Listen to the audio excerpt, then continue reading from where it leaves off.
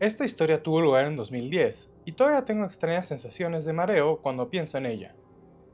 Para el Día de Acción de Gracias, mi familia se reúne en una cabaña en un lago que está en las montañas, ya que estamos bastante dispersos geológicamente y la cabaña es una especie de punto medio, o al menos, todos tenemos que poner cantidades similares de esfuerzo para llegar allí. En 2010, la mayoría de mi familia se dirigió ahí el martes anterior, pero mi primo y yo éramos los más junior de nuestras carreras y no pudimos conseguir el tiempo libre, así que decidimos ir juntos el miércoles por la noche. Eran alrededor de 4 horas en coche. Antes de subir la colina, hay que bajar por un valle donde hay algunas casas, pero están muy alejadas de la carretera y la mayor parte son pastizales para el ganado y así. Esta era la primera vez que conducía por esta ruta. Había ido de pasajero miles de veces, así que tenía la sensación de saber por dónde iba, pero había un cruce que en mi cabeza era un cruce en T, y debías elegir izquierda o derecha, pero en realidad era solo un giro a la izquierda en una parada de 4 calles, por lo que pasé alegremente mientras charlaba con mi primo. Había poca niebla a lo largo de todo el valle, así que la visibilidad era muy escasa, y es un tramo de carretera bastante truculento, así que no iba muy rápido. Mi primo y yo nos quedamos hablando, pero pronto nos dimos cuenta de que no sabíamos dónde estábamos ni reconocíamos nada, pero nos mirábamos y nos encogíamos de hombros, porque no había muchos puntos de referencia. Mi primo me miró y me dijo algo así como, creo que nos hemos pasado una desviación, pero era complicado saberlo, porque la niebla se había vuelto más espesa.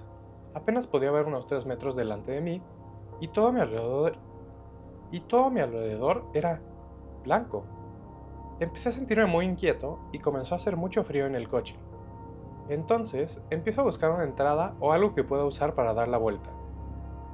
Tal vez fue la sensación de asco o el miedo a perderme, pero empecé a conducir más rápido, cuando en realidad debería tomarme las cosas con calma. Justo en ese momento, mi primo gritó, ¡No pares el coche! Cuando un carrito de supermercado entró a la carretera por mi derecha, sin alguien empujándolo y vacío, pero moviéndose a una buena velocidad. Conseguí dar un volantazo para adelantarlo y mi coche lo rozó con el parachoques delantero derecho. Yo conducía un Volvo de 1994, así que sabía que podía aguantar el golpe. Acelero y avanzo un par de kilómetros más antes de calmarme un poco, ver un camino de entrada y utilizarlo para hacer un giro de 3 puntos para darme la vuelta. Luego tuvimos que volver a pasar por ahí. Durante todo el camino de vuelta no hablamos. La niebla se había disipado ligeramente, por lo que pudimos ver los bordes de la carretera. Iba tan rápido como podía con seguridad, y no vimos ninguna evidencia de un carrito de compra, dañado o no en ningún lugar de la carretera. Escribiendo esto, no pareció realmente aterrador, pero realmente nos asustó tanto a mí como a mi primo, y realmente no hemos hablado de ello desde entonces.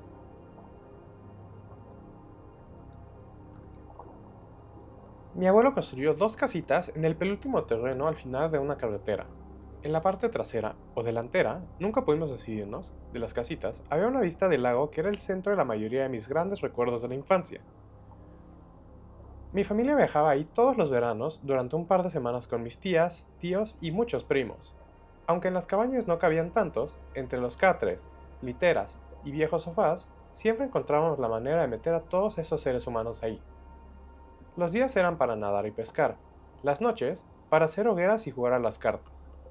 Los niños teníamos todo bajo control, con una sola advertencia. No podíamos pasear por el jardín de los vecinos. Su casa era la última de la calle. El camino de entrada estaba cubierto de maleza, y la hierba siempre medía unos 30 centímetros de altura. Mis tíos siempre nos decían que estaba lleno de serpientes. El lugar parecía ciertamente abandonado, y en las 2 décadas que subimos, ni una sola vez vi a una persona ahí al mismo tiempo que nuestra familia. Era tan perfecto que nunca sentías malestar, o si lo hacías, era realmente impactante, como el año en que una tormenta eléctrica derribó un árbol centenario entre las casitas, o cuando un hombre se fue a pescar al pequeño canal que teníamos cerca, pero nunca volvió a salir, al menos no mientras estábamos sentados observando. Ya se podrán imaginar las historias que nos contábamos. Una zona que era extraña, además del cobertizo lleno de viejos juguetes de agua y aparatos de pesca, aparte de arañas, era el semisótano que olía a moho y estaba demasiado oscuro y lleno de bichos como para sentirse seguro entrando en él. Las cabañas se construyeron ligeramente elevadas debido al agua, por lo que el sótano estaba por encima del suelo, con las cabañas levantadas 1,5 metros sobre bloques de hormigón. Un año, sin embargo, mis hermanos y yo nos quedamos a dormir en la habitación de hasta atrás. La más alejada del baño siempre estaba a oscuras. La luz que había ahí era solo una lamparita de mesa auxiliar, y solo había una ventana que daba a la espeluznante casa de los vecinos. A nadie le gustaba esa habitación. Siempre hacía más frío ahí y tenía un olor a cabaña húmeda que aún no puedo quitarme de la memoria. Tenía cortinas rosas viejas, y en ella teníamos una cama en la que todos teníamos que acurrucarnos. La mayor parte del tiempo era inquietante allá adentro, y estabas tan cansado de jugar que cuando tocabas la cama te quedabas dormido al instante. Por desgracia, una noche de tormenta, ¿por qué nunca pasan estas cosas raras en las noches normales? Recuerdo que me desperté y me quedé mirando por la ventana. No había reloj que me dijera la hora, por supuesto, pero fuera estaba muy oscuro. La única iluminación eran los relámpagos, que aparte siempre juegan malas pasadas y te hacen pensar lo peor. Me quedé mirando por la ventana en dirección a la casa de los vecinos. Se veía un trueno, se veía un relámpago y podía ver un poco. Luego, oscuridad otra vez. No sé cuánto tiempo estuve sentado mirando la casa, esperando que pasara algo. Que algo se moviera, cualquier cosa. Pero nada provenía de la casa. No, estaba más cerca. Mientras miraba de un relámpago a otro, la ventana que era completamente transparente, de repente tenía huellas de manos. Huellas de niños, como las nuestras, y además grandes. Pero todo el vidrio, hasta la parte superior, cubriendo cada pulgada de esa ventana a 4 metros o más o menos del suelo. Al siguiente destello de luz habían desaparecido. Chillé y desperté a mis hermanas, pero nadie más vio lo mismo que yo.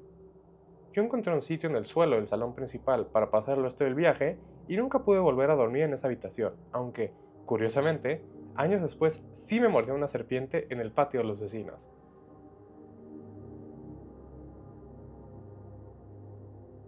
Crecí en una pequeña ciudad del centro de Illinois, rodeada de kilómetros de campos de maíz en todas direcciones, solo interrumpidos por la carretera interestatal al este. El número de alumnos por generación escolar rondaba los 80 y no era raro invitar a tus fiestas a la mitad de la generación. Esto era especialmente cierto para los niños que viven en las afueras de la ciudad o en el campo, donde el césped era lo suficientemente grande como para hacer hogueras y jugar a las traes con linternas. Chris era uno de esos niños. Mientras que la mayoría de nosotros nos conocíamos desde preescolar, Chris era más reciente, pues su familia se había mudado hace poco a la ciudad desde sabrá Dios dónde y por Dios sabe qué motivo. Vivían en una casa grande al norte de la ciudad. Un año, Chris organizó su fiesta de cumpleaños e invitó a casi toda la generación de mi año de secundaria. Era otoño y aprovechamos al máximo su jardín, que se extendía más allá de los límites de la ciudad hasta dar paso a un muro de maíz. Corrimos como locos en la fiesta y luego tostamos malvaviscos en la hoguera. Cuando oscureció, nos subimos a una plataforma y nos acostamos sobre cubos de heno y bajo mantas para ir encima de un tractor. Fuimos navegando entre las plantas de maíz en un camino de acceso, deleitándonos con cada bache, chocando con nuestros vecinos y riendo sin parar hasta que alguien se fijó en las luces. Una docena de ellas emergieron por el camino, cegadoramente brillantes, recorriendo el maíz como focos. Nos quedamos callados mientras tratábamos de entenderlas.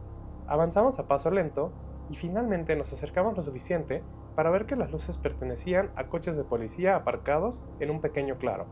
Eran de la ciudad, del condado e incluso de la patrulla estatal. Varios hombres uniformados se acercaron a nosotros, agitando las manos. Nos dijeron que nos detuviéramos. Era difícil distinguir sus caras de ante los focos, pero pude ver que entre ellos estaba mi padre, policía municipal desde hacía mucho tiempo. El padre de Chris apagó el tractor. Nos quedamos en silencio, esforzándonos por oír a los policías por encima de la estática de sus radios. Oímos lo suficiente para entrar en pánico. Convicto, fugado, Joliet, hacia el sur, I-57. Visto por última vez, cerca. Camisa de franela roja. Nuestro viaje había terminado y teníamos que dar la vuelta y salir de inmediato. Todos nos miramos, demasiado sorprendidos para hablar. Sabiendo que mi padre era uno de los policías, los demás chicos se giraban para calibrar mi reacción. ¿Era verdad? El terror se reflejaba en mi cara. Pero nuestra reacción no importó, porque el padre de Chris no nos dio la palabra. Nos dijo que nos calláramos y que volveríamos a su casa tan rápido como pudiéramos. Encendió el tractor, haciéndonos conscientes de lo ruidoso que era. Rodeamos los coches patrulla mientras los policías continuaban su búsqueda y empezamos a volver de regreso por nuestro camino, a una velocidad dolorosamente lenta de 15 millas por hora. Nuestro pánico crecía a una velocidad mucho mayor. Con los ojos muy abiertos, escuchábamos cualquier pequeño sonido por encima del tractor, y entonces ahí estaba, crujidos, el sonido de alguien pisoteando los tallos de maíz. Segundos después, un hombre irrumpió en el camino junto a la plataforma. Un hombre con una camisa de franela roja. Vimos con horror cómo el hombre corrió hacia nosotros con los brazos extendidos. Agarró a Chris y lo arrastró hacia atrás, fuera de la plataforma y dentro del maíz, donde desaparecieron en la oscuridad. Gritamos a la policía. Le gritamos al padre de Chris que se detuviera. Finalmente lo hizo, y lo primero que oímos, aparte de nuestros propios gritos, fueron risas. Del padre de Chris, de mi padre, de los otros policías. Estaban todos coludidos. Malditos. Si eres adulto, lo que más miedo te da de vivir en un pueblo pequeño es el aburrimiento. Pero si eres un niño, son tus propios padres.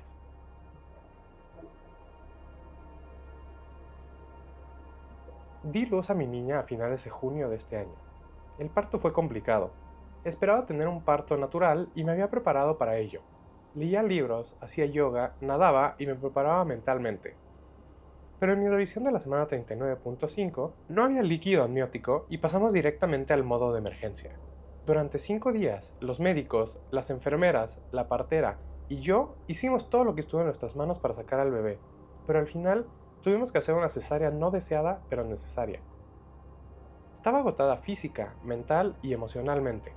Luché con la rabia, la tristeza y la decepción de no haber tenido el parto que quería, el miedo y el trauma de todos los procedimientos, las limitaciones físicas del posparto temprano y el posoperatorio, y la enormidad de ser ahora mamá. Aproximadamente una semana después de la llegada de nuestro pequeño, mi madre se tomó su primera noche libre. Nos quedamos solos mi marido y yo en nuestra primera noche a solas como padres, los 3 solos.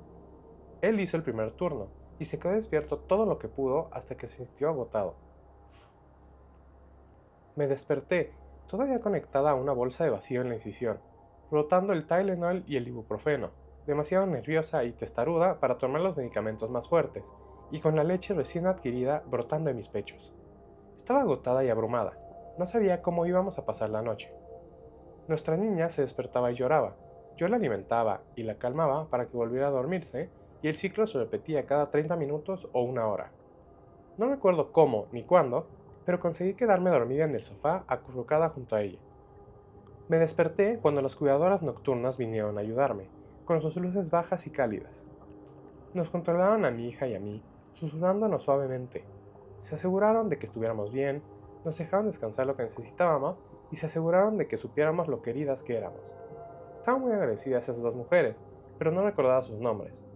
Solo los llamativos rizos castaños de una y la cálida sonrisa familiar de la otra. Mi niña y yo estuvimos reconfortadas, queridas y cuidadas toda la noche. Me desperté a la mañana siguiente con mi bebé aún dormido a mi lado. Me sentía renovada, como si hubiera descansado toda la noche. Entonces, recordé a las 2 mujeres que ya no estaban, su calor y sus cuidados, la luz suave y cálida. Nunca contratamos a una cuidadora nocturna. Aquella noche estábamos los 3 solos, con mi marido profundamente dormido en el cuartito de nuestro pequeño apartamento. La puerta seguía cerrada y el perro no se movió. No sé si fue un subproducto alucinógeno de todos los medicamentos de inducción, el estrés y el aumento de las hormonas posparto o algo más. Lo único que sé es que no veía un pelo castaño tan llamativo desde 2005, cuando falleció mi abuela.